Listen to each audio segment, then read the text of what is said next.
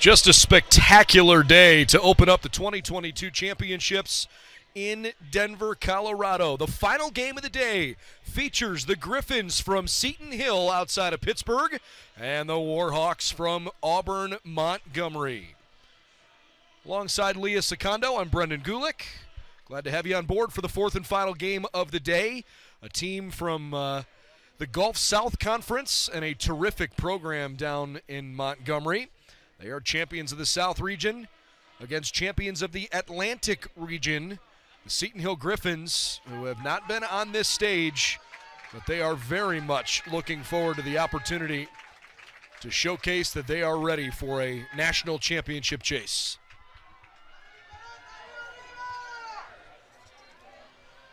Seton Hill, because they're the 6th seed, they are the visiting team, and so they'll bat first as we get our final game of the night underway.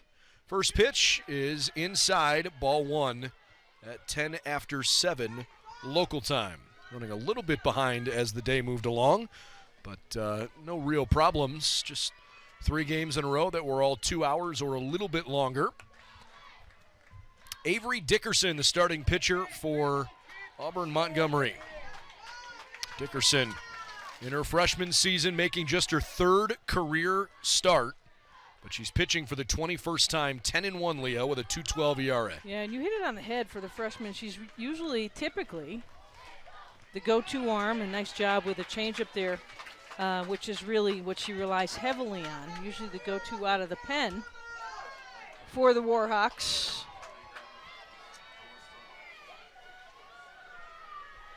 But coming out and having the first opportunity. Nicole McClendon, the batter. She takes inside 3-1. 63 2/3 innings for Dickerson this season. Opponents are hitting 192 against her. 35 strikeouts, 25 walks in 63-plus innings. So not a ton of innings, but she's been very effective when she's been in there. 3-1 is fouled away. And look, maybe the 10-1 record with a 2.12 ERA, maybe that just doesn't get the same love that some of what we've seen so far here this weekend. But don't let it diminish the fact that when she's been out there, Dickerson has been one tough customer. Yeah, and I think that again, we saw this in our in our game number 3 of the day with North Georgia. Going with Delaney Heberlin to start the game, kind of not what we had anticipated, and I think the depth of the Warhawks pitching staff, even though that base on ball is given up here, showing a little twist. Senior Nicole McClendon works that leadoff walk. This is Jenna Osakowicz. She's hitting .457 this year. Takes apparently just off the plate. 3 homers, 30 RBI. 11 doubles, 9 triples. She's slugging .689, and in 51 games, she's only struck out 21 times. She's got a great eye, but that .457 average really jumps off the page at you.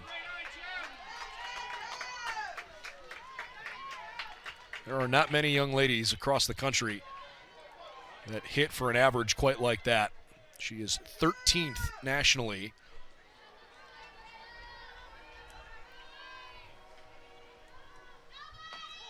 In there, a called strike. By the way, it was her conference mate out of Shippensburg, Hannah Marsteller, who hit .521 this year over 52 games. How good is that?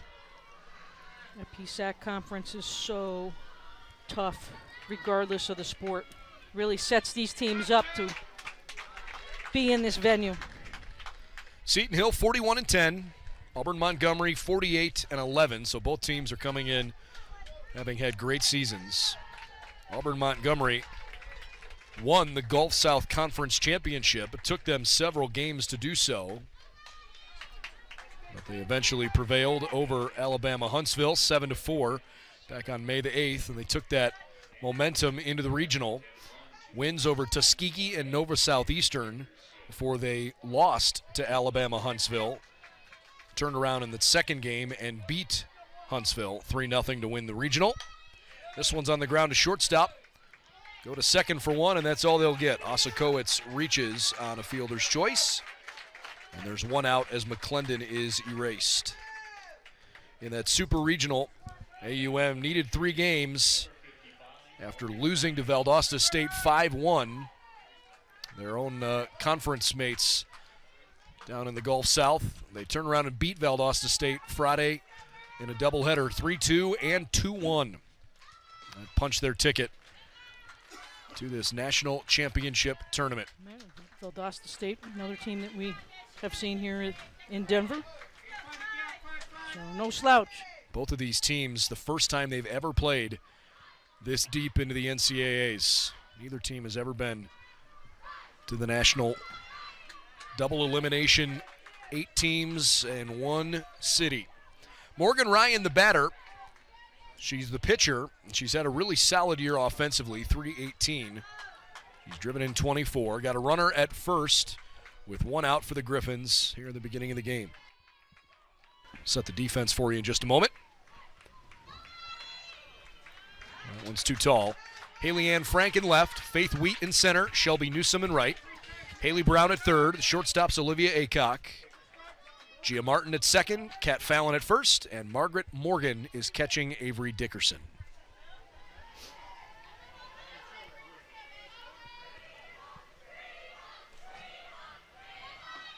That one caught the corner.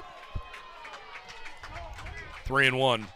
By the way, a big congratulations to head coach Eric Newell at AUM, who won his 300th career game with that first of the 2 wins in the Super Regionals. And the Warhawks tied their single season record for most wins at home. That one's in there. A couple of good pitches. This team was awfully good on their home field this year, 23-3. 25-5 in conference play. Morgan Ryan climbs in with a full count and grounds it to the right side. Martin makes a great play. Long way ranging to her left and shovels it to first base in time. Ryan is put out and Osakowitz moves to second base. Great range and a nice job because Martin doesn't come up with this ball in the hole. That could have split the runners easily or at least advanced the runner to third base in a whole different scenario. Morgan Toll. Outside of Osakowitz, Toll is Seton Hill's best hitter. 362 as a senior. She's played limited games, only 48 of the team's more than 50. 7 homers, 35 RBI. That one's in there, a called strike. Yeah, caught her with a changeup too. You kind of saw her put that left foot down twice, trying to catch up with that changeup, and that's where patience really needs to be had in the box. You've got to adjust where you are in the box a little bit, maybe stand a little bit more to the front of the plate. Fouled back into the net behind home plate.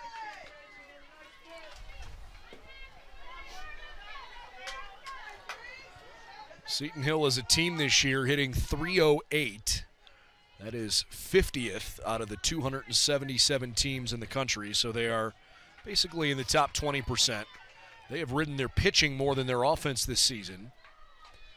This one's floated out toward the circle where Dickerson squeezes it, and Morgan Toll is the final out of the first.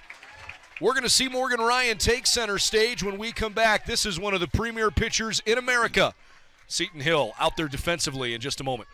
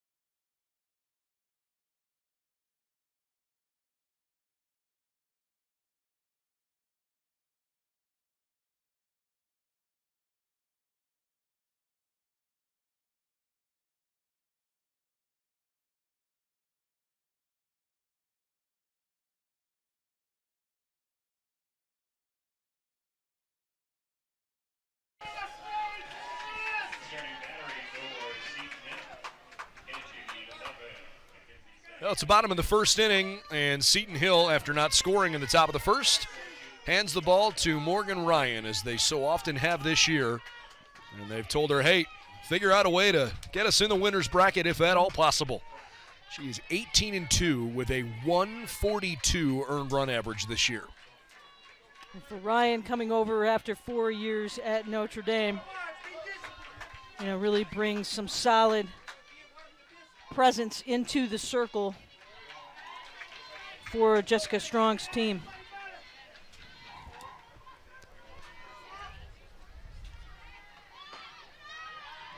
Just missed the corner. 153 strikeouts for Ryan. She's walked 27, allowed 27 runs on 88 hits over 133 plus. Her 23rd appearance and 19th start of the season is in the National Championship Tournament. 2-1. Haley Ann Frank, the leadoff hitter for AUM. One of 3 freshmen in the starting lineup, batting .389. This is one very good offensive team down in Montgomery. And this young lady can hit for contact with the best of them.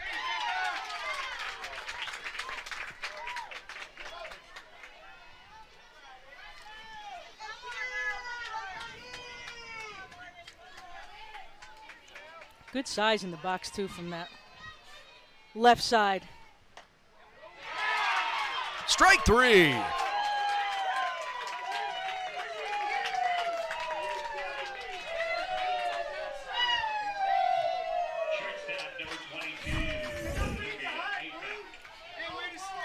Two strikes. See where Ryan goes here.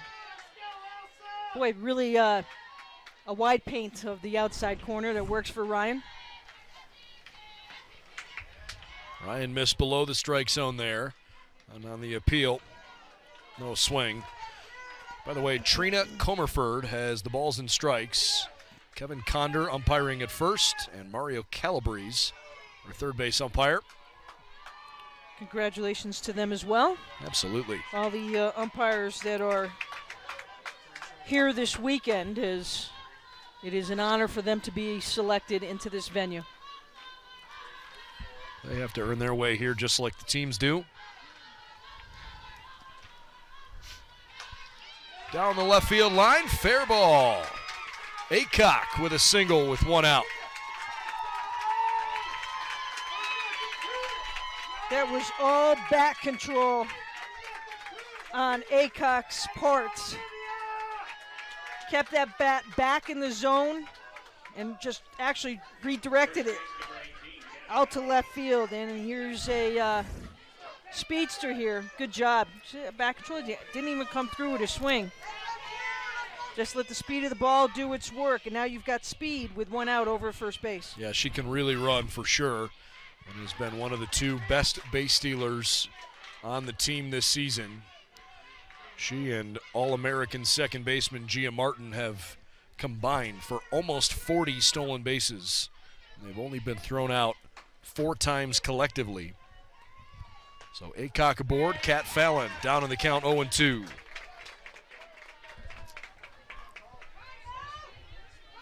You can see the shadows really casting across the field here.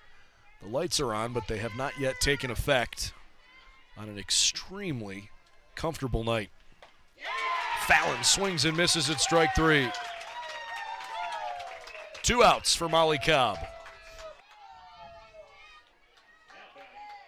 Going right at it is what Orion's about here. And after that base hit, keeping strong and faithful to that outside corner. Fallon goes fishing. Nicole McClendon in left field, Alexis Bonach in center, Jenna Osakowitz out in right. Around the horn, third to first, Grace Paredes, Nina Grandi, Brooklyn Fukushima, and Morgan Toll with Mackenzie Zhang catching. Molly Cobb, 273.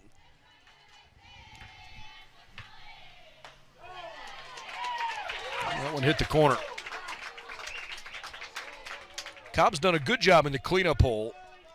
I think she may have benefited a little bit from the fact that Fallon and Martin are 2 very good hitters, hitting in front of and behind her. Eric Newell putting this lineup together in such a way that tries to bring the best out of each of his young ladies. He's got a pretty good 3-4-5 combo. It's a strike called on the outer edge.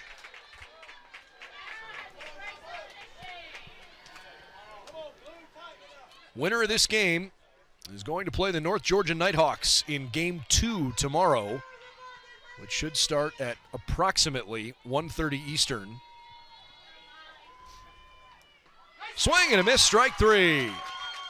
How about 3 first-inning strikeouts for Morgan Ryan? Olivia Aycock singled, but nobody else put the ball in play. We're off and rolling as we move to the second inning.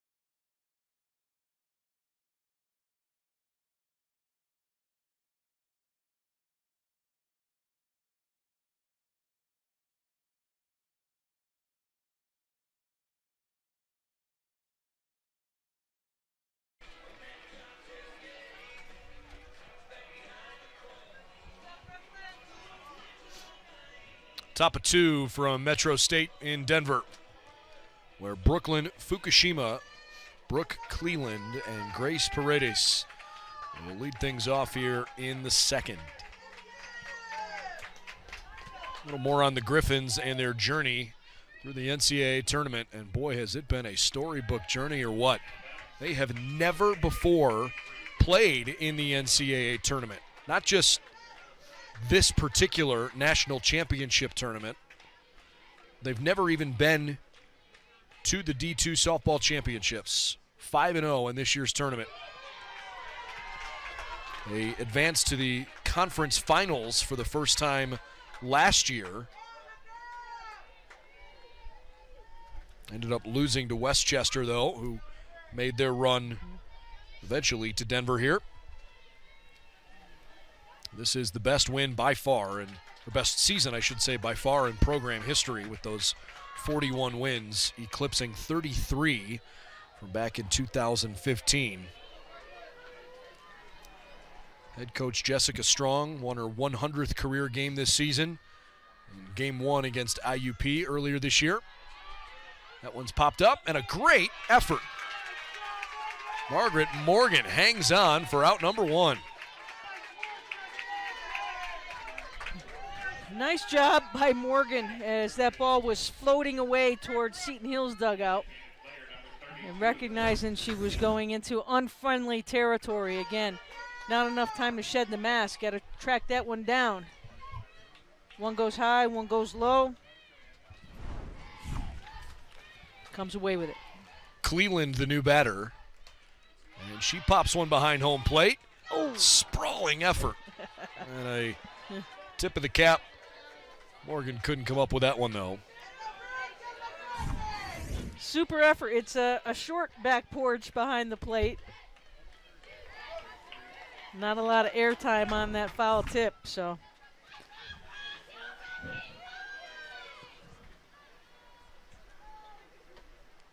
One ball, one strike. Seton Hill's a small Catholic college in Greensburg, Pennsylvania, which is just less than an hour southeast of Pittsburgh. About 1,500 undergrad students. Officially became a university back in 2002. They were all female until 2002. They went co-ed. Started off as an NAIA school. When they went to Division II in 2006, they were originally part of the West Virginia Intercollegiate Athletic Conference. Officially became an active NCAA member in 2008 as this one is flared to second base. 2 outs. And then beginning in the fall of 2013, Seton Hill moved to the Pennsylvania State Athletic Conference. We've got 20 sports now, and they've been in a couple of national championship tournaments in different sports. A couple of track and field national champions individually. Baseball team's been to the D2 Baseball Championship a couple of times, including last year. This one is hit towards second base, and Paredes is quickly retired. More on the Griffins and their journey this season coming up in a couple of minutes here. But in the meantime, a quick top of the second. Seton Hill goes in order, and AUM back to the plate when we return.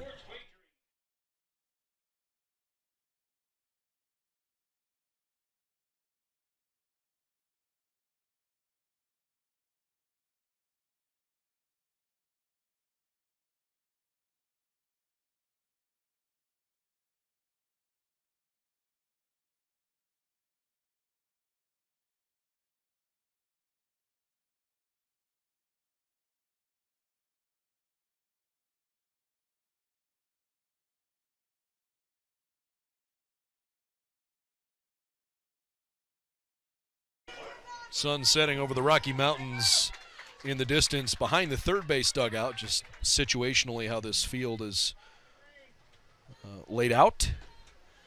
First pitch from Morgan Ryan's a little bit low. It's been a good day so far here to open up the tournament, and we started with a bang.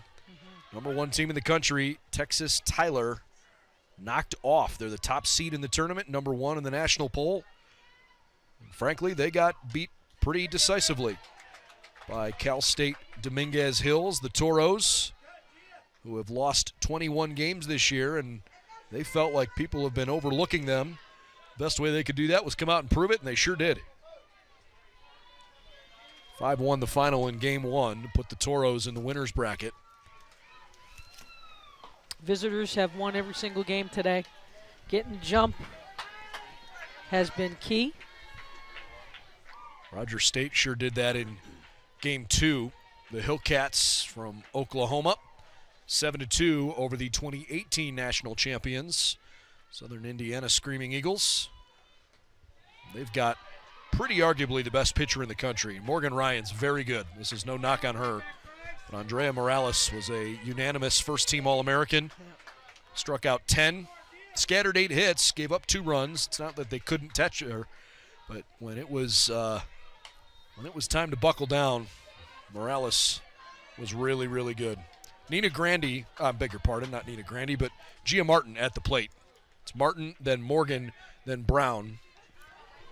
In the meantime, a congratulations to Gia Martin as a sophomore. NFCA says she's a third-team All-American this year.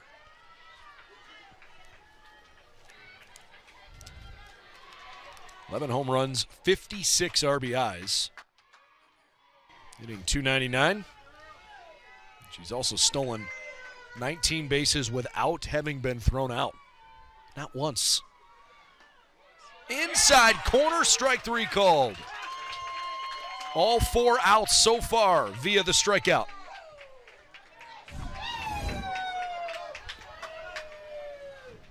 By the way, before we get too far away from Morgan, I should say from Martin as Morgan steps to the plate. Gia's played all over the field this year. Third base, second base, center field. She's played first. Super versatile and quite talented. Margaret Morgan, sophomore catcher, hitting .277. Of course, North Georgia winning the game prior to this. So Rogers State will play Cal State Dominguez Hills, and North Georgia will play the winner of this game. Those are the 2 winners bracket games tomorrow. First game is at 11 a.m. local time, 1 o'clock Eastern. The second game should be roughly 1:30 local, 3:30-ish Eastern time. And then the 2 elimination games will follow. There is a distinct possibility that the first team to go home from this tournament could be the number 1 team in the country. Absolutely. Yep. Tomorrow afternoon we will be down to 6.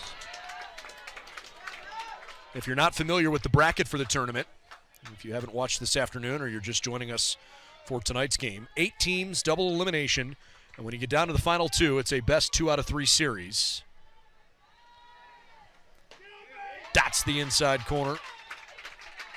3-2. 4 games today, 4 games tomorrow, as you mentioned, to get us down to 6. Then 2 games on Saturday. This one hit in the air out towards center field. A long run for Bonach, but she flags it down. By the end of the day Saturday, we'll have 4 teams left. Then on Sunday, we could play 2 or 3 or 4 games, depending on how those games go, because you'll have a 2-0 team playing a 2-1 team.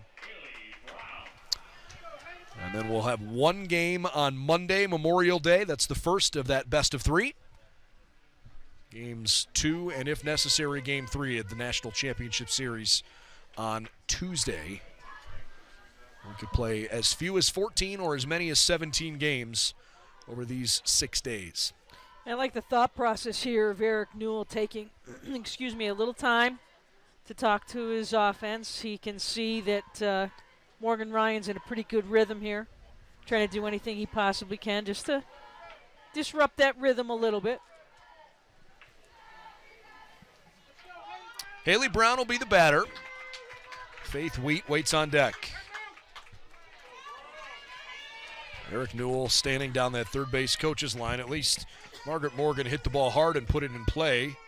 Olivia Aycock has a single, but the other 4 have all struck out so far. Strike 1 called. Paints the black.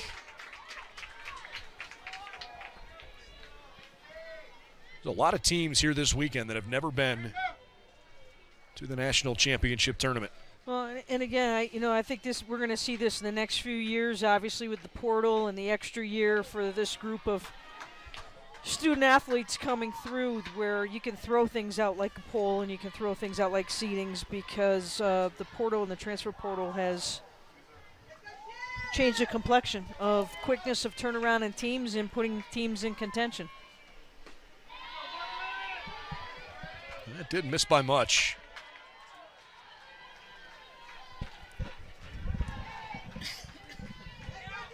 Griffins got red hot when it came time for NCAA tournament play after losing to Shepherd University in the PSAC tournament.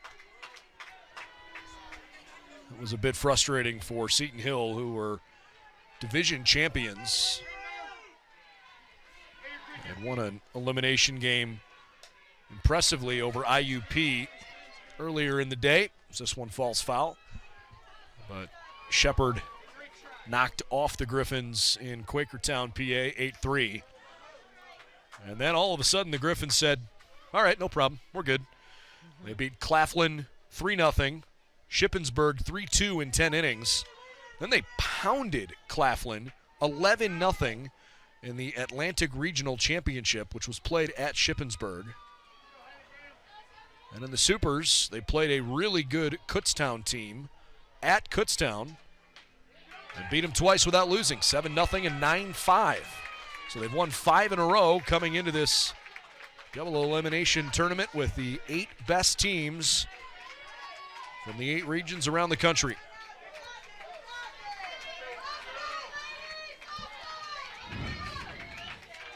So, Haley Brown takes a walk, and Faith Wheat with 2 outs have a chance to try and get something started for the Warhawks. 0-1. Wheat and Brown back-to-back hitters in the lineup, both freshmen. I'll tell you what, she's got some pop in her bat, and not getting any respect in the outfield right now. She's a pretty good gap hitter. Swung over the top of it. Faith Wheat, .330 on the season.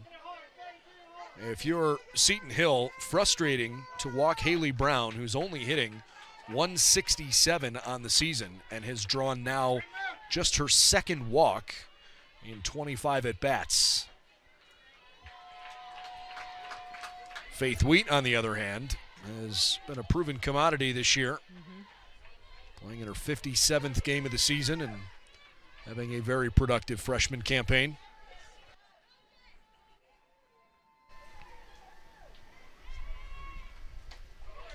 I think she may have gone around. Either way, the throw to second is not in time.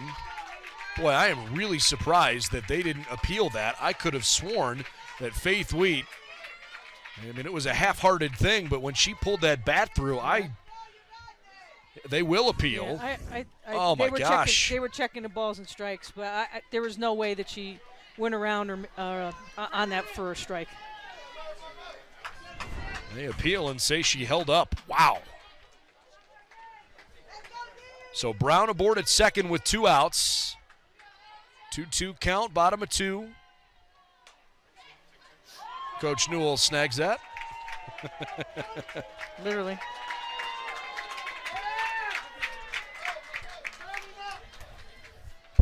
Somebody yelled, sign him up. That's great.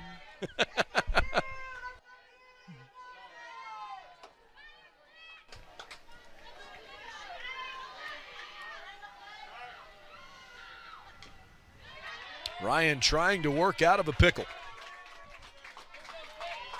Well, and if Wheat's going to chase a ball that low in his zone, she's got to go down and get it. But what I like what Ryan's doing here is really challenging any type of slap hit effect in on these batters trying to run it inside of them.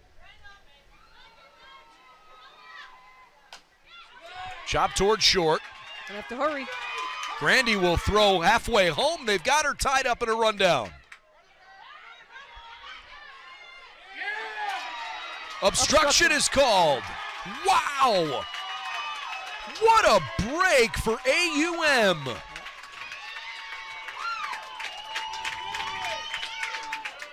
And Mario Calabrese called it right away. There's no doubt about it. You've got to have that path back to the bag, and it was not there. But you're doing the right thing. Ryan did the right thing, right? Okay, the best job actually, first of all, was eating the ball at short, getting it to Ryan, and then Ryan going at the runner. Where it broke down, though, unfortunately, was blocking the bag going back to third base. All right, head coach Jessica Strong goes over to speak with the umpire. And remember, there are challenges that can be issued here. Again, if you haven't watched our coverage throughout the day, each team during the game has 2 challenges. Even if you win them both, you don't get more than 2. You can't take them with you. They don't carry over to the next game. So if they make the decision, they can ask for a challenge. Coach Strong had maybe a bit of a sarcastic smile on her face. Just trying to calm down her defense. It's a good, but it's textbooked everything they did. The only place where it broke down was the obstruction call, right? For sure. Pitcher runs at the batter base runner. The catcher's running the player back to the bag. However, 2 outs now with runners in scoring position for the Warhawks. Faith Wheat is given a single on the play, which I think is kind of a generous ruling. Called a strike. I would argue she was safe on a fielder's choice there. And certainly, if Grandy would have chosen to throw to first base, I don't think you could have definitively ruled that a single. That seemed a relatively routine play. But Wheat will take it. It helps the average. Runners at second and third. 2 outs, no score in the second inning. Shelby Newsom, the hitter, with a 1-1 count now. Sophomore right fielder has been pretty good driving in runs out of the bottom of the order. 24 on the season. And she rockets one through the left side, base hit. Brown scores. Wheat right behind her. The throw is offline and going to second base in time. What a play by the Warhawks. They have capitalized on that good luck.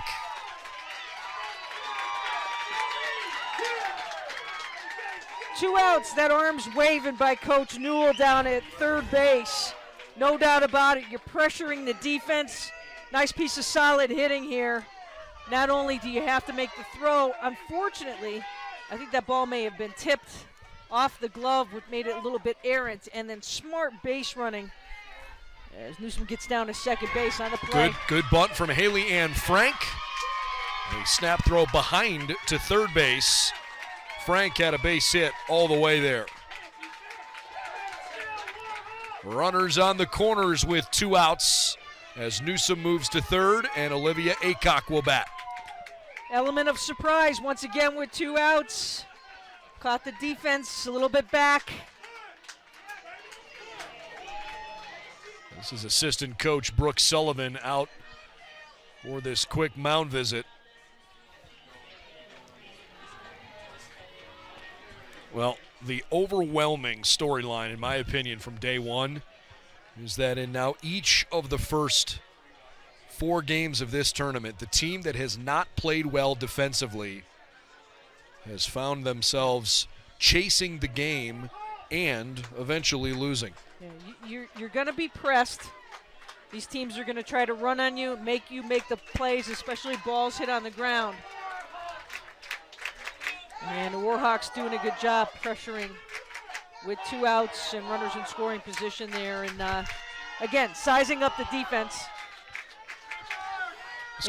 This could be a really tough time of day. You see the shadows? Tough time right now for Bonach and Osakowicz out in center and right field. Osakowicz with her hand up. Runner breaks for second, delayed steal, and the play is muffed. Double steal brings home a run, 3-0 Warhawks.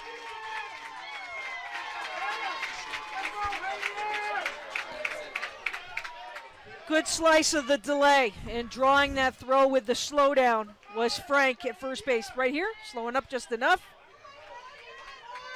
And being smart on the base paths, so everybody moves up, an extra run here in the first.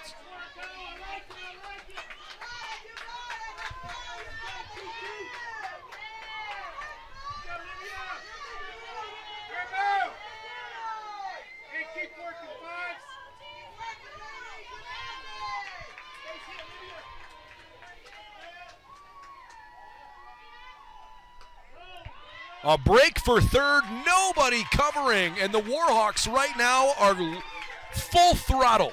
That's all Frank, Brendan, that's all Frank. She saw the defense was playing in. She saw that McClendon was not coming over on the play. Nobody was talking. Aggressive, love it, aggressive base running by the Warhawks.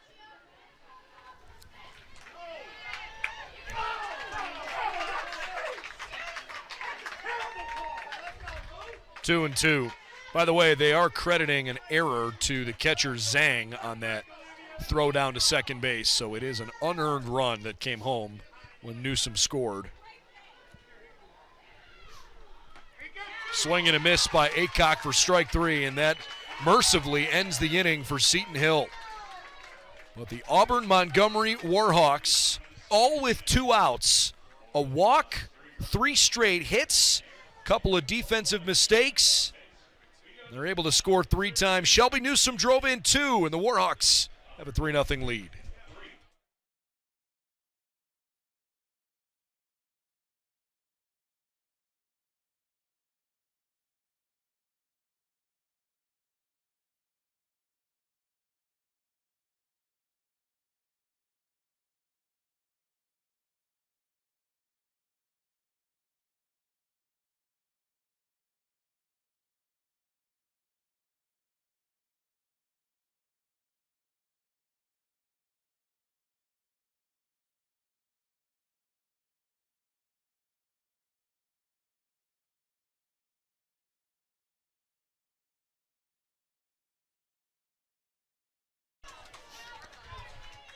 Top of the 3rd inning, Auburn-Montgomery draws first blood, and the Seton Hill Griffins have to try and respond with something.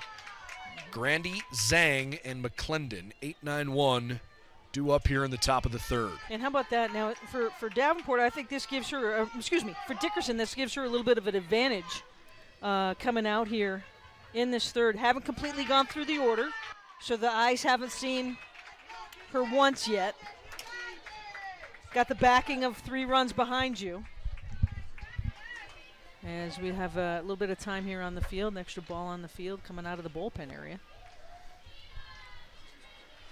I think about those jerseys for Seton Hill. I think those are pretty cool. Yeah, a little fire in the SHU.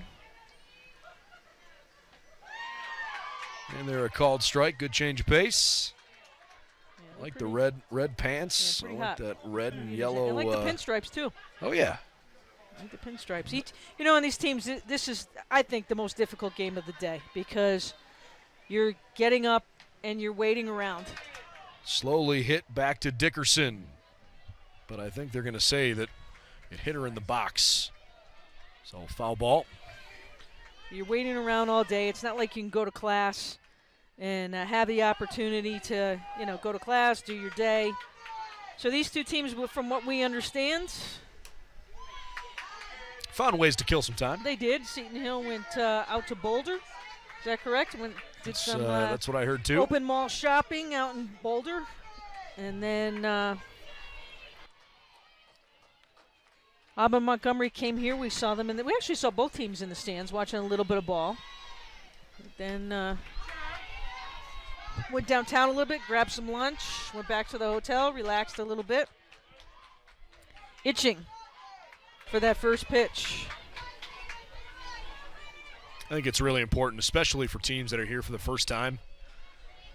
You got to find a way to be having some fun when you're not playing, because there's so much time and energy. It ends up being a 1-3 put out after all. It's just so much time and energy put into trying to play your absolute best game. Your scouting, travel's a little different. Most of these teams, they're not getting on planes throughout the course of the year. It's just different, right? And I think you got to find a way to make this fun and distract yourself for a little while. And by the way, enjoy when you're the last game of the day. Watch the first couple games. Right. Just get a feel for the energy, the atmosphere, how things are going to go. You can't totally replicate when you're going to be out there, but it'll make you that much more comfortable. This week's bonus ball for all of these teams. And it can go by in a blink of an eye. Mackenzie Zhang softly rolls it to Haley Brown. Low throw. Fallon scoops it out. Good pick. Wow. Kat Fallon with a great play at first base. And she had plenty of time. Fallon did. You can kind of joke upon it after you make the play off of Brown. She makes a comment back across the diamond, but released that ball quickly to allow Fallon to adjust and make a nice pick first base. Nicole McClendon. Strike one called. Dickerson's doing a really good job, Brendan. Change of speeds right now. I'm impressed by her calmness. Yeah. She's got a great demeanor. Just feels like it doesn't seem to bother her when she doesn't get a call that goes her way or loses control for a pitch or two. Just doesn't faze her. Yeah, and that also comes for the help behind the plate too with Margaret Morgan talking to her, keeping her relaxed.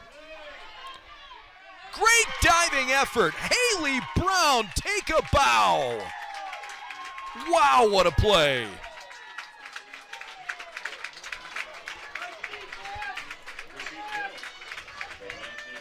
Little Golden Glove flash here defensively by the Warhawks to end the threat and the inning. They lead it 3-0. You're watching Division II softball on NCAA.com.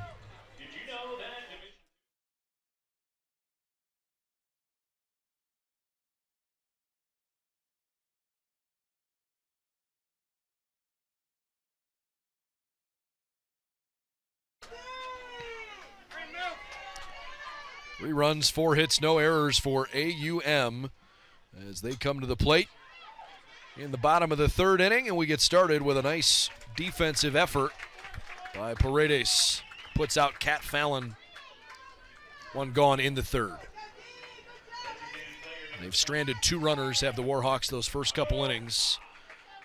Seton Hall, no runs, no hits, 1 error, and 1 left. Molly Cobb struck out last time up. Ironically, it was the top of the order that struggled against Morgan Ryan. The first 5 batters in the order have all struck out in the first 2 innings. The bottom 3 hitters in the order were the ones that did the damage with a walk and a couple base hits. Two-run single from Shelby Newsom. And on a delayed steal that was botched defensively with runners at first and third, Warhawks scored a third run in the second. Yeah, and Eric Newell being smart once again, just trying to pull his batters aside, trying to change up the rhythm in the circle.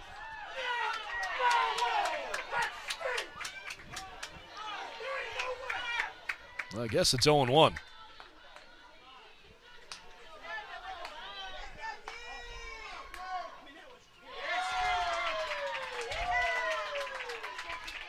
Cobb behind in the count, no balls and 2 strikes.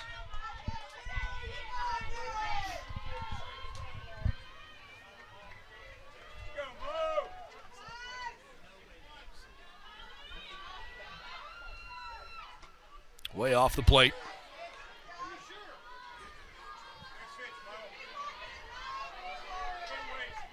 Morgan Ryan's been a little bit more deliberate here after that hot start. Got banged around a little bit in the bottom of the second, and now I just feel like her tempo between pitches has been a little slower. Time called just before she started her windup.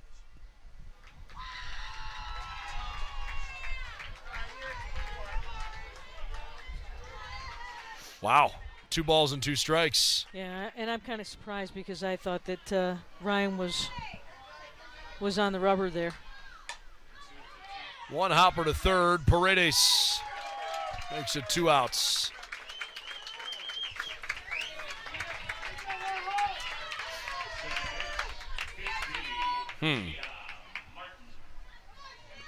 All right, well, Gia Martin stands in. Now that the sun is set on the playing field, it is becoming a much more comfortable evening. Martin singles through the right side, base hit. I don't know why she chose not to run through first base. Made that play close because she didn't run through it, but Martin has a 2-out knock. Sharply hit ball, and you knew that with 2 outs, might be a play made on you at first base, but as you said, it turned out to be a little bit more close. No, you want to run through the bag, and actually Martin was kind of slightly starting to make that turn there. I'm not quite sure what she was thinking. You want to run straight through the bag, run out towards the outfield line. Margaret Morgan hit a nice, sharp fly ball to center field last time up. She was retired, but after 4 of her first 5 batters, teammates in front of her all struck out. It seemed like progress, which, by the way, then turned into a 3-run inning. All 3 runs came home with 2 outs for AUM last inning.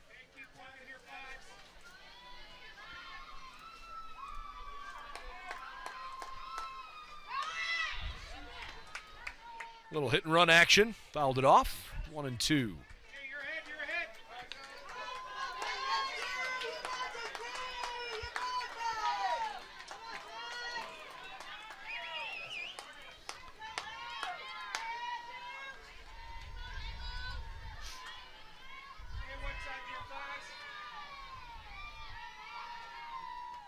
1-2 is just roasted on the line, fair ball into the corner. Martin is on her horse. The relay never came home. 4-0 Warhawks.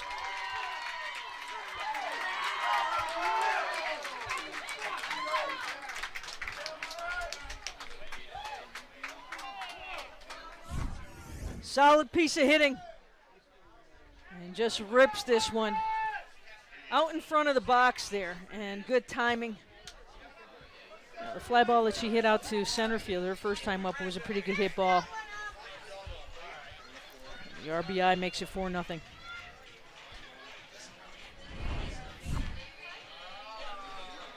Well, they're going to review it. I wonder what they might be looking at here. I would say if it's, we're going to check in on the review. Again, this goes to Pittsburgh, and they'll take a look at it here.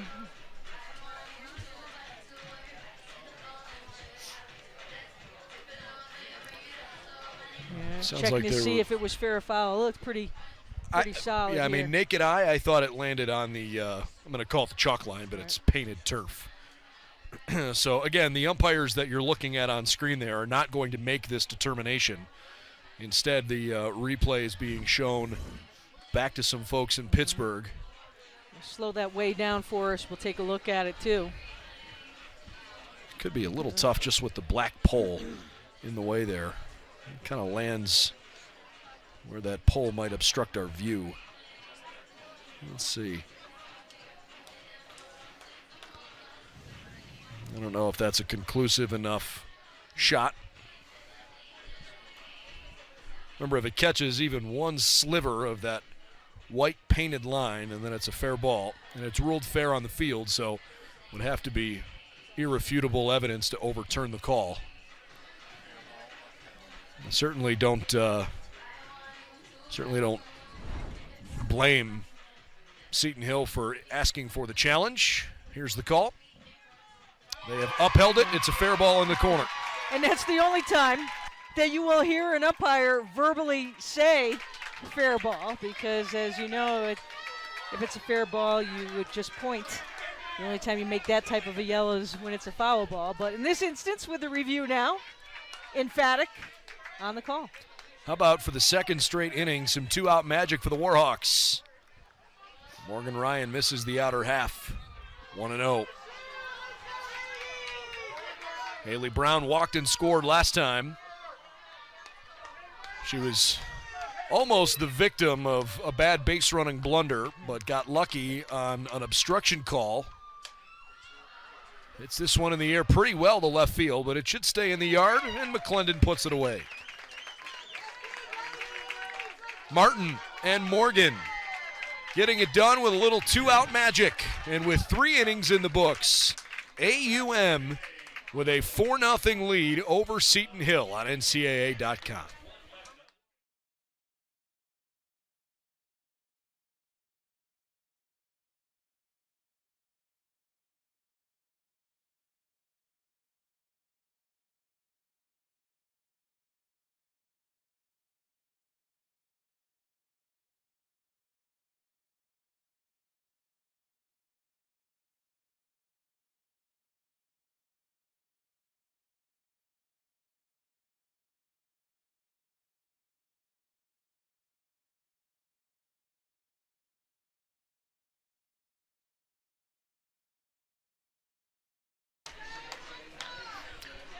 Well, 3 innings complete, and the Warhawks have been pretty darn good.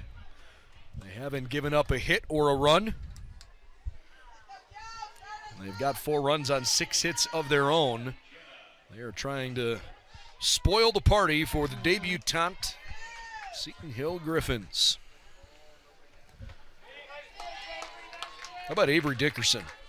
I mean, I want to talk about a young lady that has obviously had a good season and she's had a good game. Yep. But you wouldn't put her probably in the top 5 of pitchers here this weekend, just in terms of what some of the other exceptionally accomplished pitchers have done.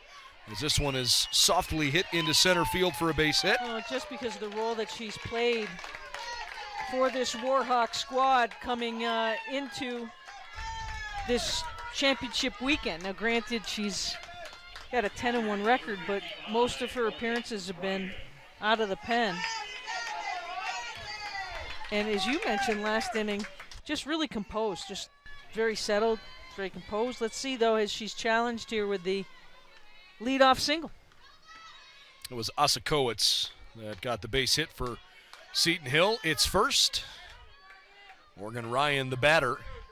4-0 is not insurmountable, but suffice it to say, in the 4th inning of a 7-inning game, it's time to get moving.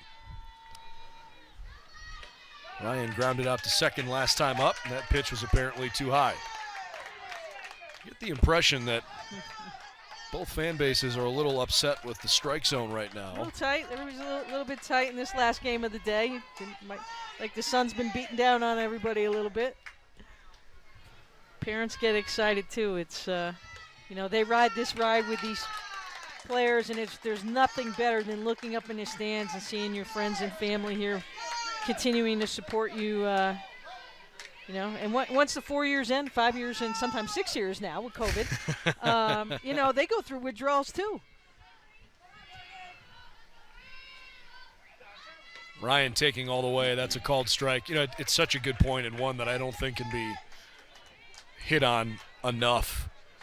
I mean, for folks that are immediately cheering for a program or a team or you know, maybe a player or two, or you're a former alum. I mean, there's a lot of people watching these streams that are intimately connected to these programs here this week as Morgan Ryan draws the walk. But there are certainly some others that are watching just because they enjoy high-quality softball, and these are the best teams in the country. And I think it's just worth reiterating that there is a borderline incalculable amount of time and energy and effort that these families have invested in these young ladies playing way before they even got to the schools they're at now.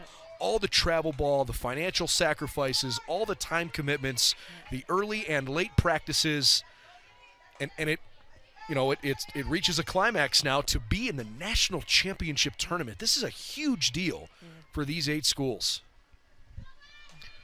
And to your point, as this one is fouled and dropped by Morgan, great effort. To your point, as a parent or as a family or friend of somebody playing, yeah, you're riding the wave too. Absolutely. Absolutely. We, in our first game today, UT Tyler, I was talking to fans in the parking lot. They had driven pretty much all night, 12 hours, to be here for first pitch this morning. That's pretty good dedication. Yeah. Especially with the cost of airfare right now. You know, you find a way to get here.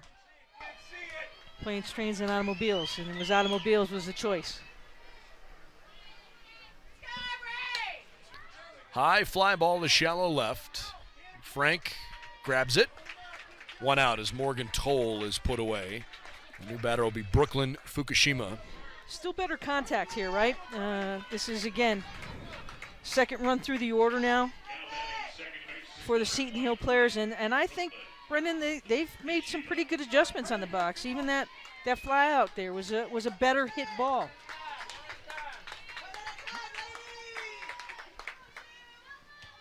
Great pitch by Dickerson. That's a lot of confidence there. Throwing that change.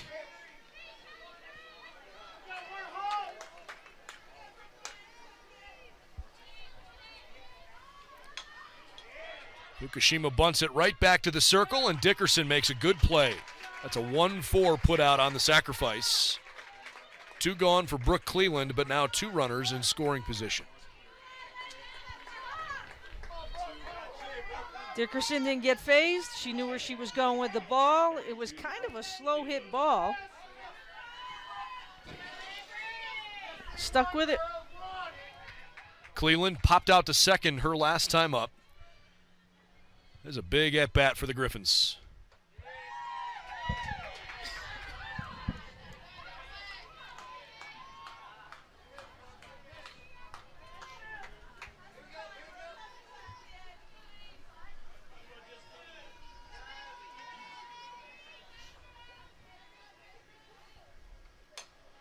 Floated out towards second base, and Gia Martin makes the final put out of the inning.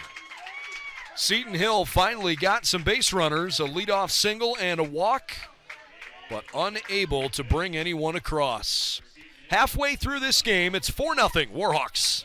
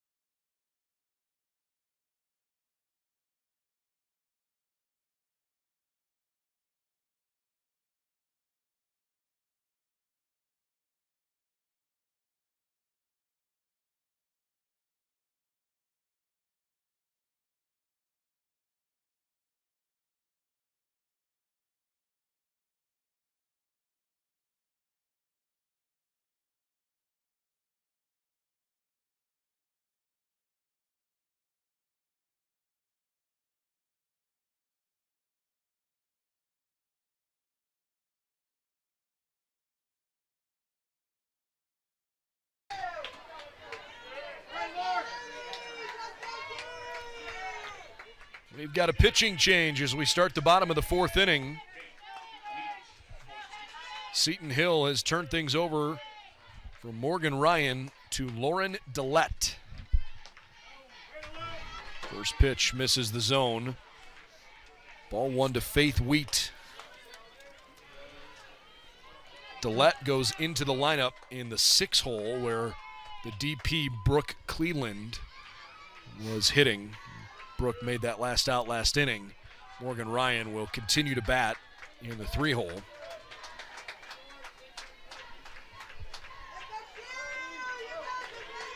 And for Gillette, more of a reliever role this season for her. Repertoire pitches, curve, drop, rise, change, pretty got everything in her toolbox.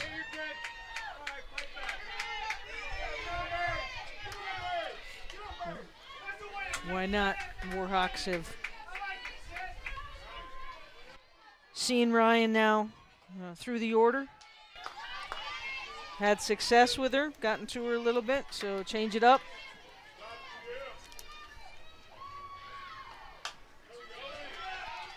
Hit to short. Grandy makes the play. It was close. Faith Wheat can really run, but Grandy puts her out. It looked almost like a little bit of a snow cone over there at first base. Eric Newell's having a conversation with the home plate umpire, Trina Comerford.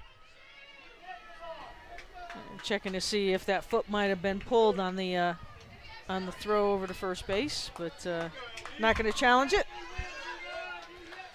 And so Shelby Newsome comes to the plate after she was the hero in the second inning with that big 2-out, 2-run single that got the Warhawks on the board. Newsome eventually scored shortly thereafter.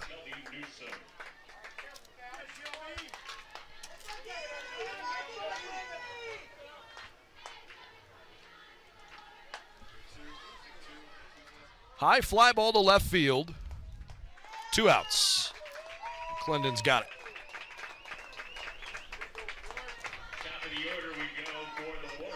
Back to the top of the lineup card, and Haley Ann Frank struck out looking, and she had a bunt single, a couple of stolen bases.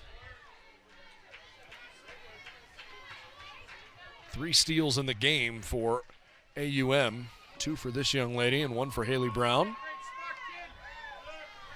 First pitch misses off the plate.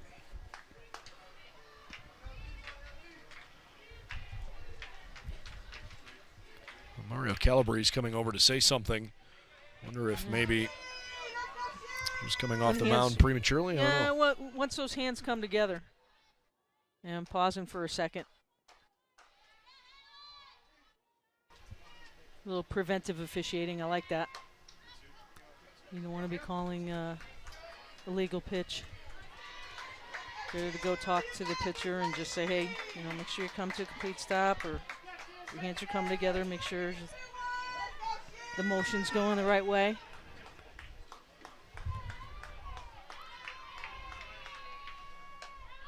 One hopper to Paredes, who was pulled in at third. She had plenty of time to make the throw across. And the first inning of relief work for Lauren Dillette was rather routine. 4 innings complete. It's 4-0 AUM out front.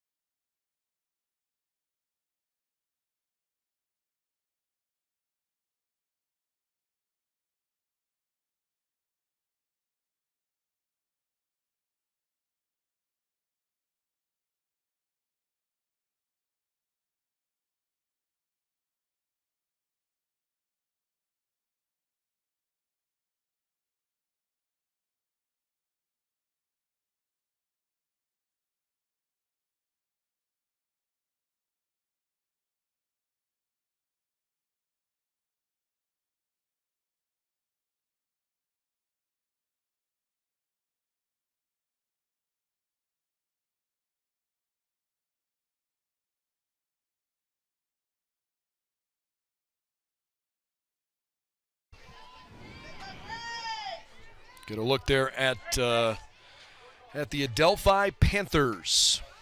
Young ladies sitting in the first couple of rows there on the first base side. They dropped their game earlier today, and so they'll play with their season on the line tomorrow night against the loser of this game. And right now, they're probably paying a little bit more attention to Seton Hill, but never say die. 4-0 with still 3 innings to play. Grace Paredes down on the count 0-2. Nina Grandy, and Mackenzie Zhang due up here in the 5th. Only 1 base hit for the Griffins. Jenna Oskowitz, a leadoff single last inning. Big swing and miss. Dickerson with a good changeup.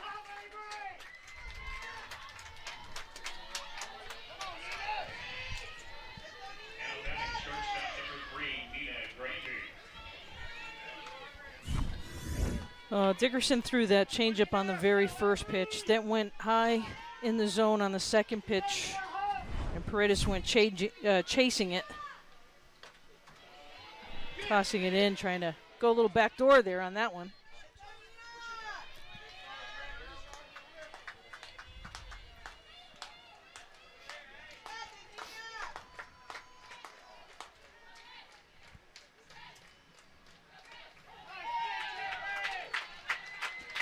One and two.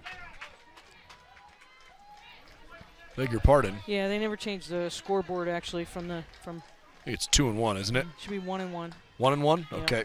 1-1. 1-1 count. Soft floater towards second, where Gia Martins made a couple of putouts like that today. 2 outs. Look, it's not impossible if you lose the first game of the tournament to come back and win. You just got to figure out a way to reset and be better moving forward. But at least in the few years that you and I have done this together, each of the national champions were out of the winner's bracket, I believe.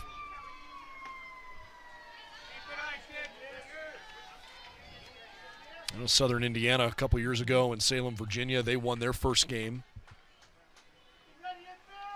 Pretty sure last year's West Texas national A&M. champion West Texas A&M came out of the winner's bracket, and Augustana was unbeaten in 2019, were they not? Yeah, they did force Biola forced that third game last year. Sure. But yes, they had come straight out of the winner's bracket. What a run Biola had last year. Good pitch in there for Dickerson. Yeah, it really was pretty cool. I mean, a school that a lot of folks around the country said, who? Yeah, right. Never heard of them. Where are they from? Yeah. Stands for the Bible Institute of Los Angeles. If I'm not mistaken, it was their first year as D2 eligible, right? Yeah, yes. And they went on that crazy run. Yep. There are those out on the West Coast that felt that if all of the conferences in the West region would have played last year, that perhaps it could have been a more competitive region. But to showcase how deep that region was, Biola not only made it here, they darn near won the whole thing. Yeah. Big bats of West Texas A&M coming through in the end, though. Did they ever? My goodness.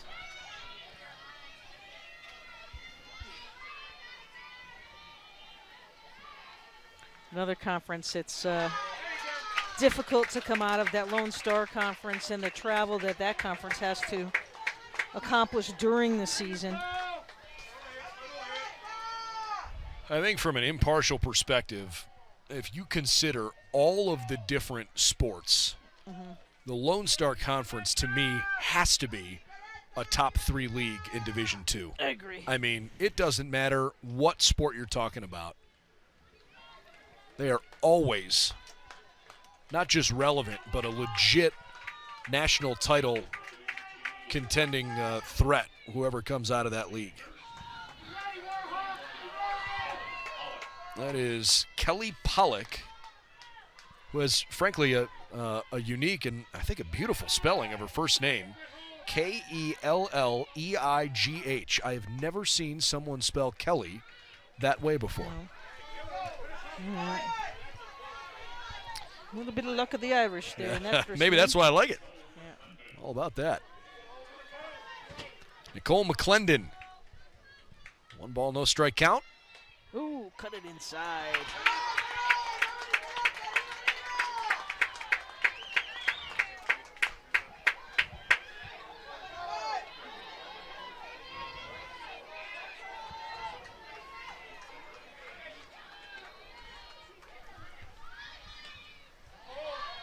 McClendon's got a great hitter's count now at 3-0.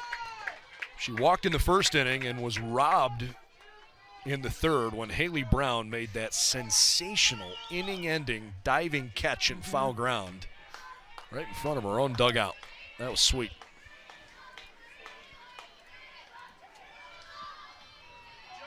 A 4-pitch walk.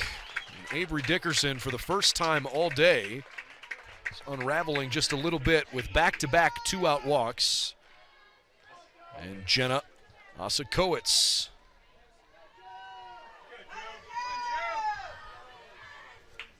Osakowicz with a very sharply hit ball to center fielder last time up. Seton Hill, just its 3rd ever trip to the NCAA tournament.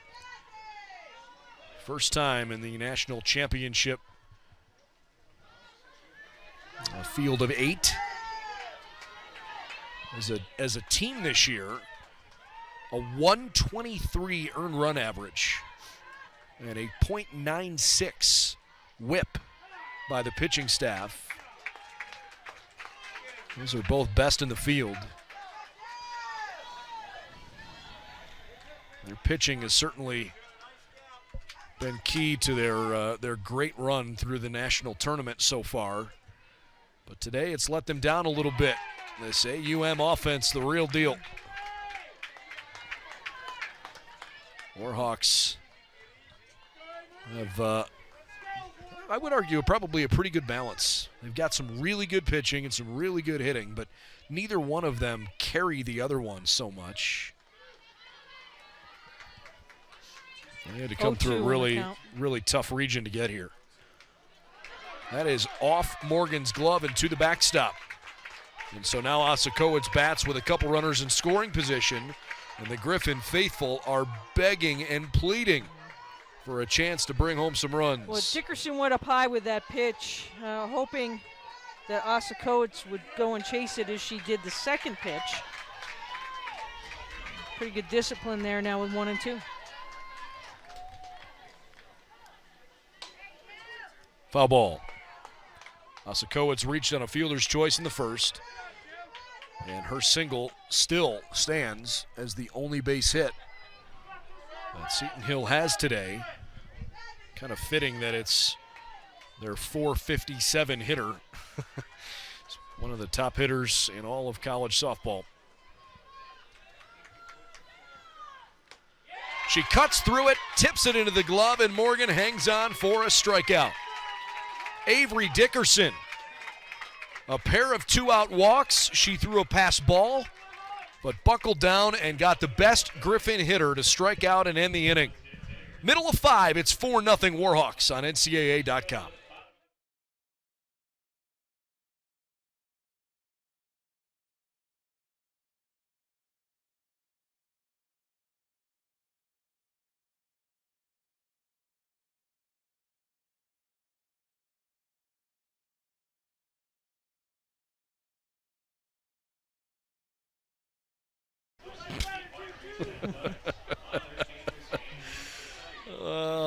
Home half of the 5th inning. Today was a Chamber of Commerce day in the capital city of this great state of Colorado. Bottom of the 5th, it's 4-0. Auburn, University, Montgomery, and Seton Hill from outside of Pittsburgh if you're just joining us. Got schools from all over the place here. That's the whole point of the national tournament. North Georgia, Adelphi is from New York. University of Southern Indiana is down in Evansville. Rogers State out of Oklahoma. Cal State Dominguez Hills from Southern California, and the Texas Tyler Patriots. And kind of the What would you describe that as? I guess generally the northeastern quadrant of Texas. Tyler's, I guess it's probably how I would describe it. I don't know. Texas is kind of a hard state to 52 times bigger than Connecticut. Just remember that when you're playing any trivia game. Just saying. You had that one tucked away pretty quickly. That was in there. How'd that make you guys feel? You're growing up. Pretty small. Pretty small. Pretty small. Olivia Aycock starts the inning with a walk. We talked about the turnaround time for all of these teams to get here, and I'd really like to commend Jason Green and Jason Martin, with respect to schools, Seton Hill and Auburn, Montgomery, for turning around information for us and getting us notes and getting it done. Kat Fallon singles behind second base. Great sliding effort by Grandy. She basically just keeps it from going into the outfield. Yeah, I agree, because if that ball didn't have a lot of eyes on it and it was going pretty slow, the speed of Aycock certainly could have split these runners at first and third. In the meantime, Eric Newell comes down to speak with Trina Comerford and looks like he is going to bring on a pinch runner. As they make a change in the lineup card. Actually, it's a pinch hitter. Okay. I'm a little surprised that Lexi Bullock did not come out of the dugout earlier. So, Lexi Bullock will bat for Molly Cobb.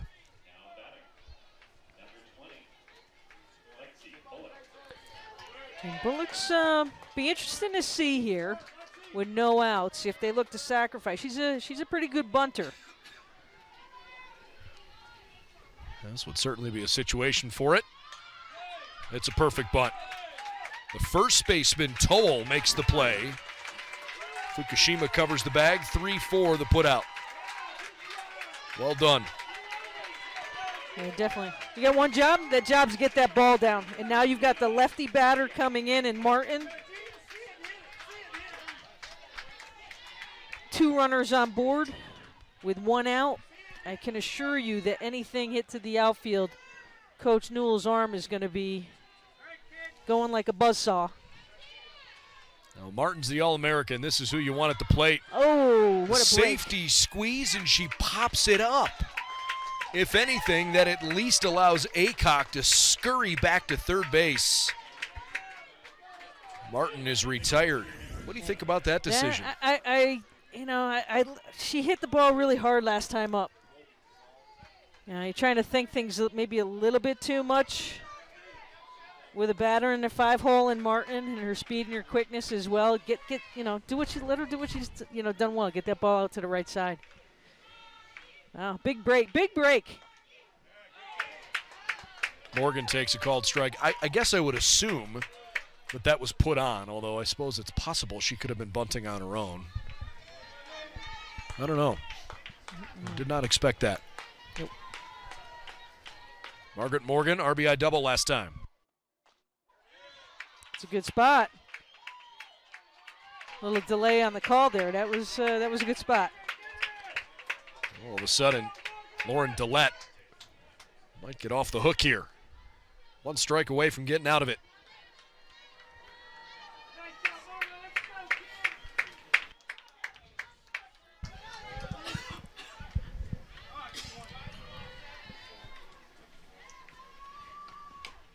Slowly hit off the plate. This could be trouble.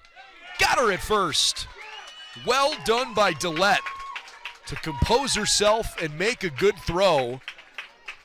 In the inning that started first and second, nobody out. Second and third and 1 out after the sacrifice. They do not give up a run. 5 innings complete.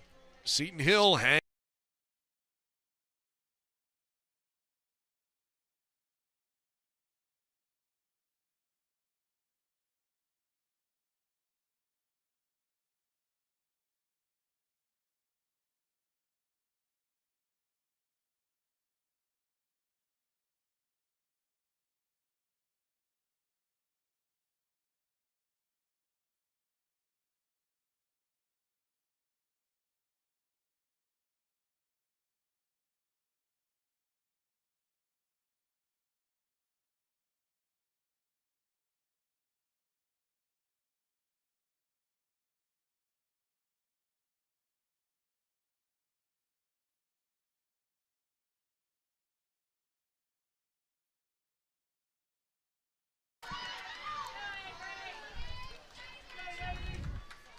4-0 AUM as we start the 6th inning.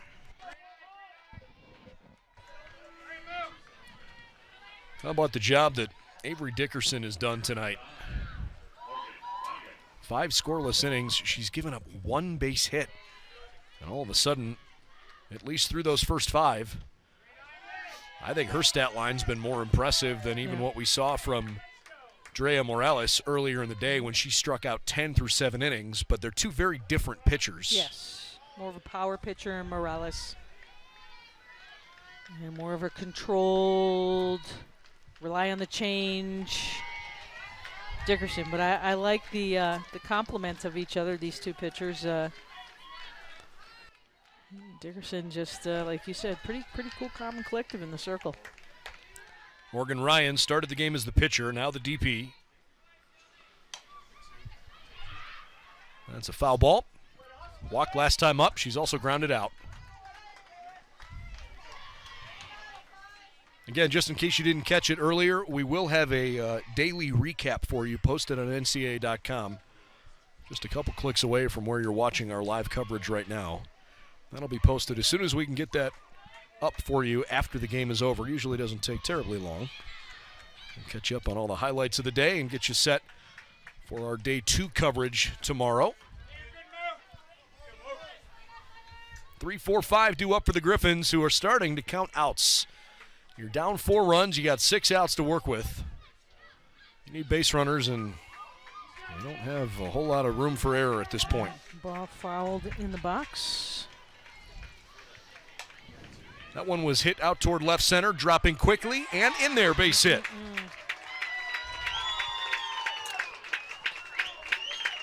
And those are the little things. You got to get that ball. And I know it was a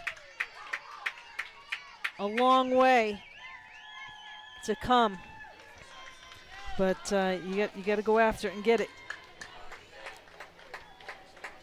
Let's see if we can pick it up on the replay. It's a little bit of miscommunication there, right? You know, that's a hard ball to go back on. It's a left fielder's ball all the way. So let's see if the Griffins can make it sting a little bit. Alex Walsh pinch running at first base now for Morgan Ryan. Cleanup hitter, Morgan Toll. Strike called. No runs, 2 hits, 1 error, and 5 runners left, all in scoring position for Seton Hill. 4 runs, 7 hits, no errors, and 5 runners left, 4 in scoring position for the Warhawks. Tell you one thing I'm noticing about Dickerson. Again, you mentioned earlier we were kind of comparing her to Morales, where Dre is probably more power. Dickerson's ball moves a lot. Yeah. She's been missing barrels all day. So many balls have run in on the handle of the bat. Like right there. That one was smoked but foul. But it's been really hard for Seton Hill to do that all day. Yeah, that's the toughest thing for these batters right now, to sit back on that change and get, you know, it's a easier said than done, but you sitting back on that and waiting on it just a hair more. Toll back off Dickerson's glove, still works out okay. They get the lead out, 1-6-4 the put out. Toll reaches it first on the fielder's choice. Believe it or not, they, with a good throw, would have at least made it close. Sometimes you hold your breath for a moment when a play like that happens, because it can hit the pitcher's glove and just kind of sputter into no man's land. Fukushima, the new batter. 1 ball, no strikes. She had a good sack bunt last time up. She's also popped out to the catcher in foul ground.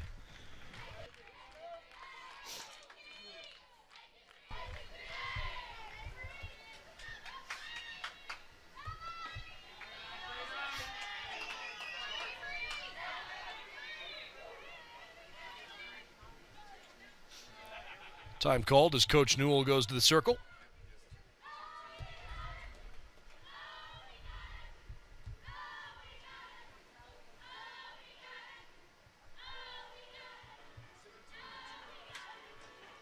What do you think this conversation might be about? More defensive alignment? I think about it, where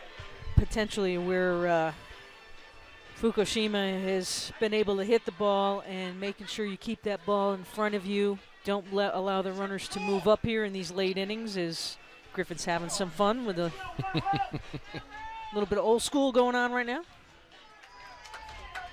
Wish we had a camera watching Leah dance with him in the press box. Not tonight. That's when the lights go down low. Oh, that's all it takes? Okay. Yeah. 4-0 AUM. Top of the 6th inning. Seton Hill needs something. They need it quickly. Line shot off Martin's diving glove into right field. Toll on her way to third. She dives in safely. Fukushima thrown out. Way too aggressive trying to take second. That's a bad mistake, unfortunately, for the Griffins.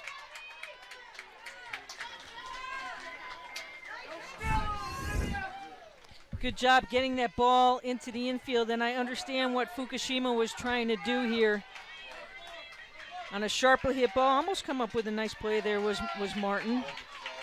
A solid throw down to second base. We talk about pressing the arms of these players, but at the same token, when everything's happening right in front of you, you're better off splitting the infield and having one out than running yourself out of a play now with 2 outs and a runner at third. That really means nothing. And it was a close enough play at second base, but she really hesitated before she decided to make that break for the second base bag, and by that point, it was all she wrote. So now there's 2 outs and a run at third, and if you're the Warhawks, that doesn't bother you nearly as much. No. Lauren Dillette batting for the first time. Oof, a little help there. Got one cut right back inside at the knees. That's a great spot. I'd go right at that same spot again.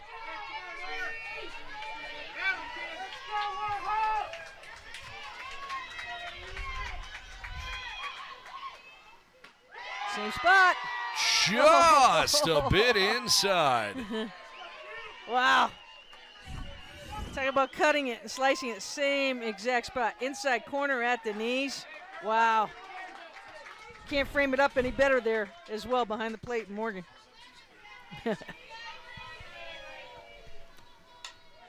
Dillette with a check swing roller. She's got to hurry. Thrown out at first base. Brown to Fallon in time. Seton Hill again leaves a runner in scoring position. That's 6 in 6 innings. They've still got a goose egg on the board. 4-0 with a home half of the 6th coming up.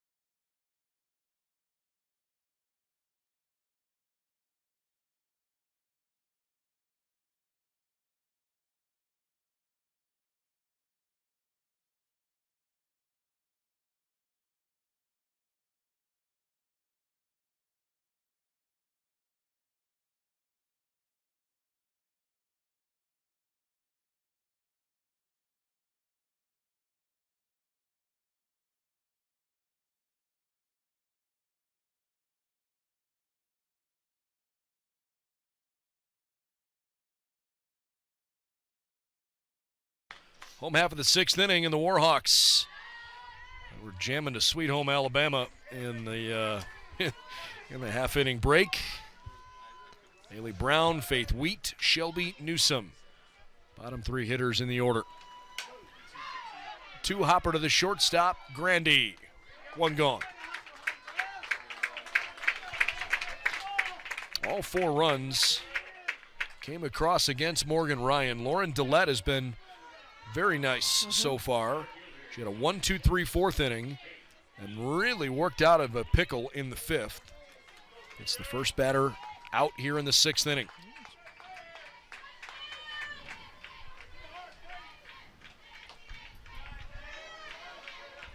Want to know to Faith Wheat. You can't really tell based on the picture we're showing you at the moment, but there still is a flicker of daylight left in the sky, and probably will be for another few minutes. Sun is setting well off in the distance behind the Rocky Mountains, which are off to the left of your screen the way you see it there. Behind the third base dugout. Hey, there you go. Kind of hard, but you can still see the silhouette of the mountains. I love when you throw the iris on the camera wide open. That's a great shot. She went. 1-2. Hey, big thank you to our production crew today.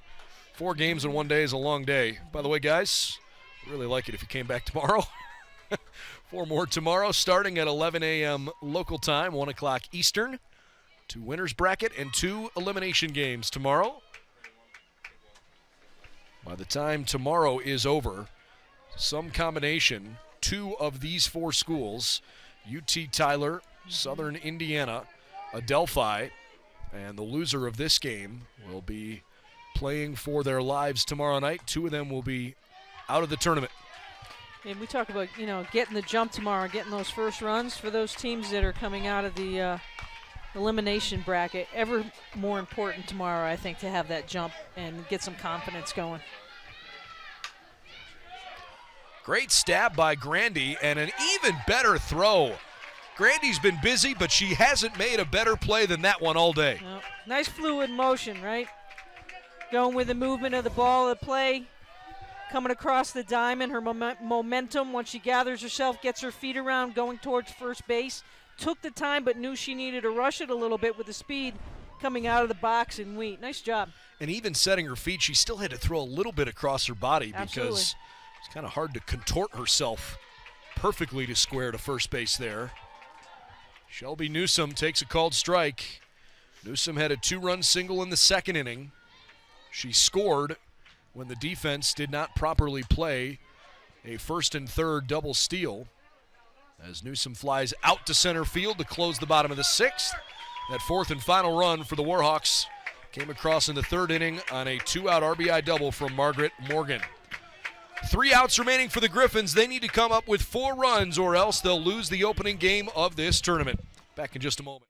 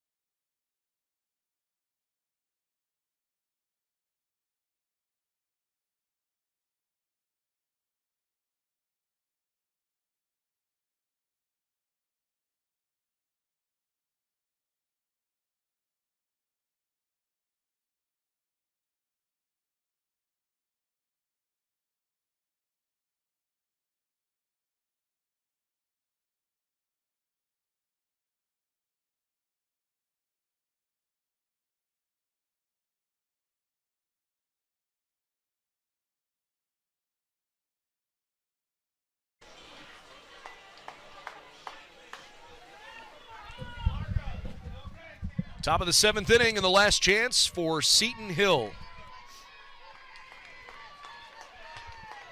They'll bat with Paredes, Grandy, and Mackenzie Zhang.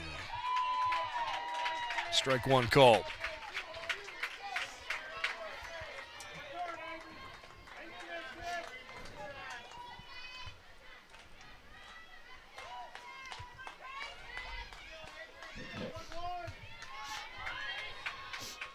For 2 on the day, a line out to second, and a strikeout for Paredes. As Dickerson uncorks a wild one. Got that out of her system, huh? Yay.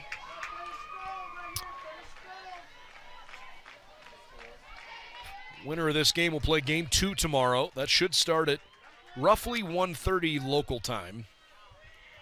Your Mountain Time Zone, 3:30 Eastern. The loser of this game will play the final game of the day, which today was about an hour later than the original schedule indicated because we had 3, I would say, slightly above average games in terms of length. Yes. One that went 2 hours and 17 minutes, and then a couple that were basically 2 hours on the button. The teams all have to be given an appropriate 30 minutes to warm up, plus you got to clear the dugouts and all that jazz, so it takes a little while. But the Seton Hill Griffins, if they can't score 4 runs, they're going to play the nightcap again tomorrow night. And they would play against the Adelphi Panthers. North Georgia waiting in the wings if Auburn Montgomery can finish this off. Swing and a miss, strike 3. Second time Paredes. Oh, beg your pardon. That's only the second strike. I think they had it wrong on the scoreboard and just adjusted that. My mistake. Full count.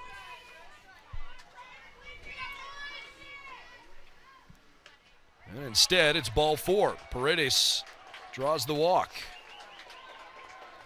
All right, so we'll lead off base runner here in the 7th inning. Nina Grandy stepping to the plate. Looks like we're going to have a pinch runner for Paredes.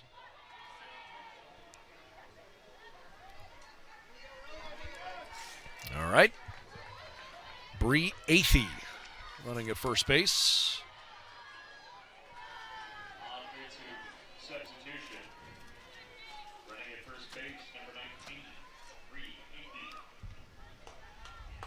Leadoff runner on base, and again, the Griffins need base runners because they're down 4. Avery Dickerson trying to throw a complete game shutout.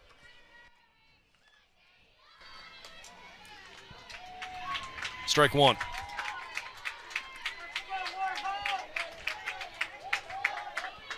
Time for Morgan and Dickerson to work together here defensively for the Warhawks, kind of calm things back down. That's fouled off her foot in the box. 0-2.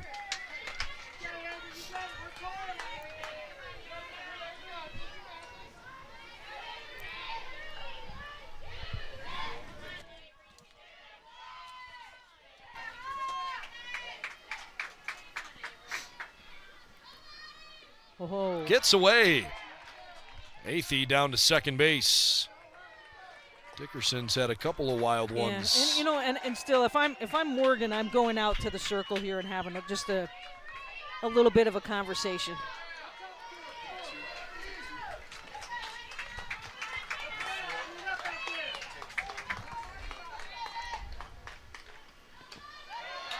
Dickerson having trouble finding home plate. Yeah, she's thinking about things just a little bit too much right now instead of being free as she was the last 6 innings.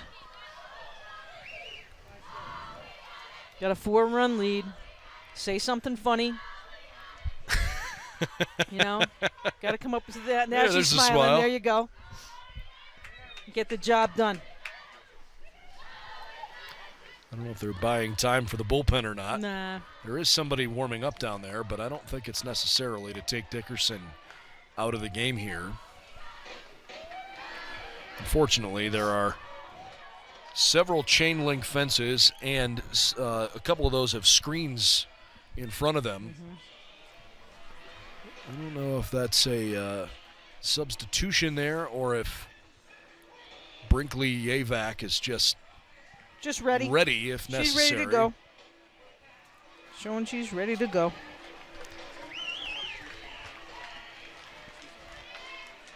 All right. They want nothing more, believe me, than to have Dickerson finish this thing off. And, save that arm for tomorrow. Save those arms.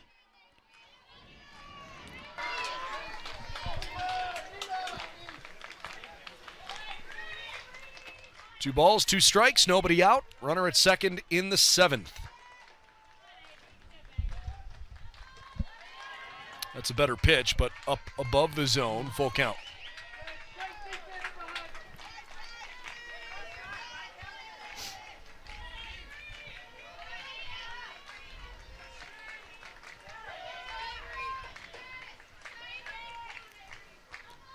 Payoff pitch is fouled back into the screen. Randy 0 for 2 on the day.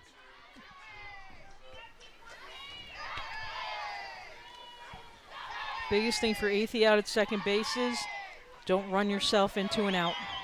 Make sure that ball is by you in the outfield, Keep everything in front of you. Another one off the screen. Just get the feeling here that any way possible, if Seton Hill can figure out a way to get it back to the top of the order, I like their chances of making something happen. They get back-to-back walks here to start this 7th inning.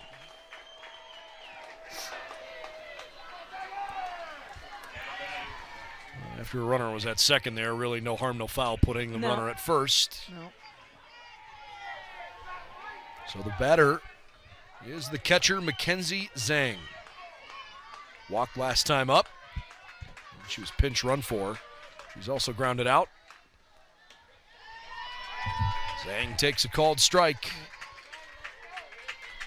Runners at first and second. Runner at second means nothing. You want to split the runners. If you're in the outfield, want to get that ball back in and hit your cuts. Don't try to be a hero and make a play on an extended play and throw behind the runners. And if you're the Griffins right now, you got to be smart on the base paths, base at a time. But hustle and make sure you get to that next bag.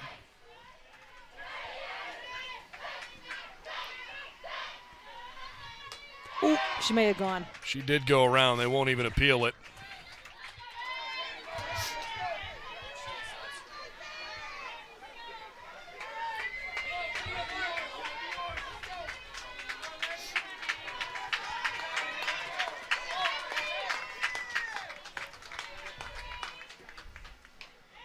Slowly hit toward the pitcher. Dickerson gets a much-needed out. Those 2 runners on base mean nothing with a 4-0 lead.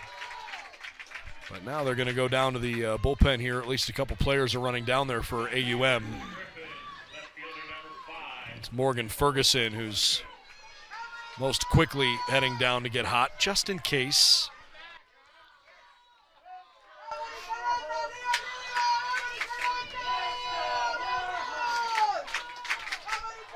Nicole McClendon watches down low. Finally some life from these Seton Hill fans. Haven't had a lot to cheer about.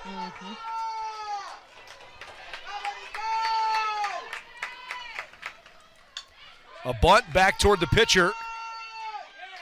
Out at first. McClendon the second out. Good check by Dickerson there. She could have got easily caught up and baited, but stayed focused on the ball. Did a nice play once again defensively at first base by Fallon. She has been steady with that leather over at first base all night. Well, this is the person you want at the plate if you're Seton Hill, isn't it? Jenna Osakowicz.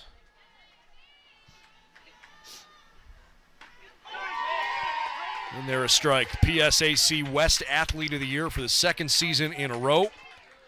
First team All-Conference. COSIDA Academic All-District.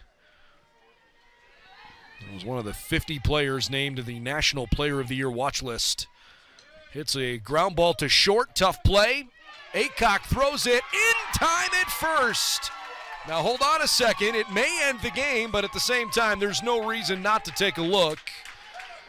So Seton Hill is asking for a challenge.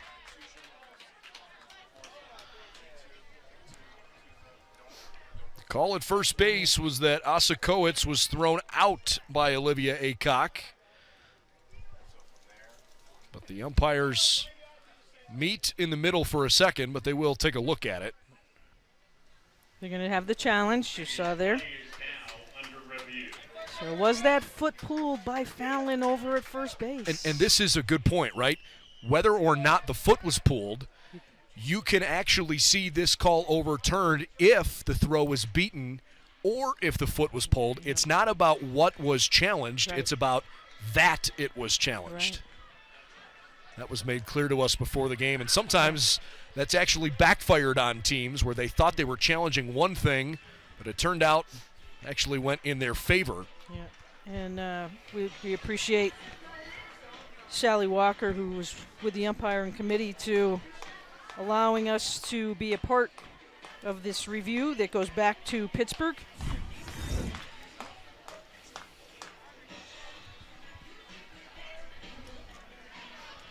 Full speed look first there. Seton Hill couldn't believe it initially.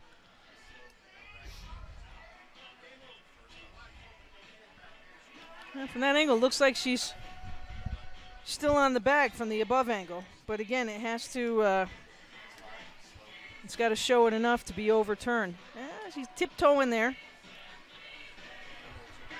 That's a tough call for the crew back in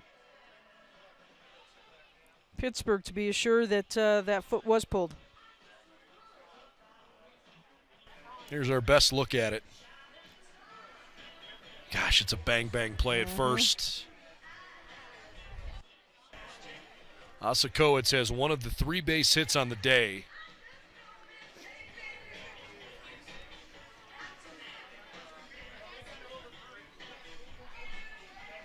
Well, I think the ball hits her glove there.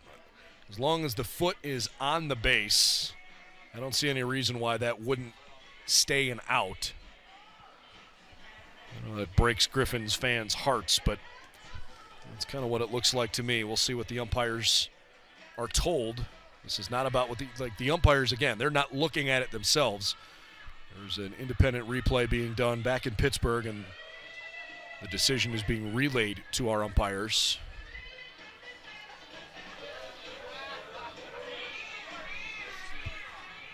Gosh, it's close, but I think they got it right. We'll find out.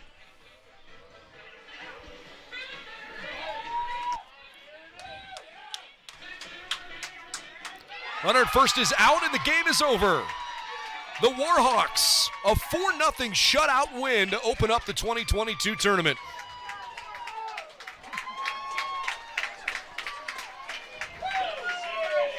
Again, Fallon makes that stick play at first base.